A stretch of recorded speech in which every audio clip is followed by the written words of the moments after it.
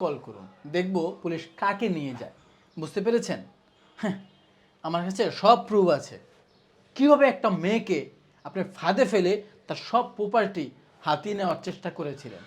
এমনকি একজন সামান্য দারোয়ানকে 10 লাখ টাকা লোভ দেখিয়ে বোনকে তার সাথে বিয়ে দিয়েছেন। তাই এক্ষণ এই মুহূর্তে বেরিয়ে যান, নাহলে আমি পুলিশে কল করতে বাধ্য হব। তোকে আমি দেখে নিব। আসলে আমি সরি, আপনার বোনের সাথে আমি এটা করতে বাধ্য হয়েছি। যে মানুষটি আপনাকে ঠকিয়ে নিজে বড় হতে চায়, সে তার স্বার্থরা দেখলো, আপনাকে দেখলো না।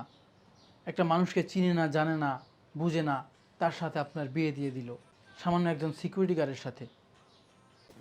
তাই একমাত্র আপনার জন্য, আপনার ভালোর জন্য আমি এই নাটকটি করেছি।